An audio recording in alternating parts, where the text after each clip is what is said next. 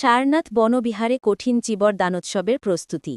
খাগড়াছড়ি জেলার মহালছড়ি উপজেলার কায়াংঘাট ইউনিয়নের করল্লাছড়ি হেডম্যান পাড়ায় ২০০৮ সালে প্রতিষ্ঠিত সারনাথ বনবিহার। সবুজে ঘেরাই বিহারের চারপাশে রয়েছে ফুলের বাগান আর মাল্টার সমারোহ, যা এর সৌন্দর্যকে আরও বাড়িয়ে তুলেছে। প্রতি বছর এই বিহারে এক জমকালো কঠিন চিবর দানোৎসব অনুষ্ঠিত হয়। এবছরও উৎসবের দিন ঘনিয়ে আসছে। আগামী ১৮-১৯ অক্টোবর ২০২৫ সাল অনুষ্ঠিত হবে এই মহাপুণ্যময় কঠিন চিবর দানোৎসব। সেই উপলক্ষে গ্রামের শত শত দায়ক দায়িকা এরই মধ্যে বিহার প্রাঙ্গণে এসে মিলিত হয়েছেন। উৎসবের প্রস্তুতিতে চারদিকে এক উৎসবমুখর পরিবেশ।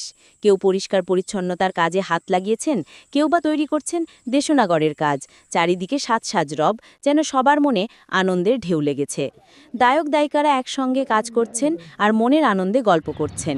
তাদের চোখে মুখে ফুটে উঠেছে ভক্তি আর উৎসর্গের এক উজ্জ্বল আলো।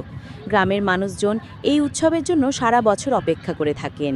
কঠিন চিবর দান হল বৌদ্ধ ধর্মের অনুসারীদের জন্য একটি অত্যন্ত গুরুত্বপূর্ণ ধর্মীয় অনুষ্ঠান। এটি শুধুমাত্র একটি উৎসব নয়, এটি হলো ত্যাগ ও পুণ্যের এক মহৎ উদাহরণ। সবাই মিলেমিশে কাজ করার মধ্য দিয়ে এই উৎসবের প্রস্তুতি যেন এক নতুন মাত্রা পেয়েছে।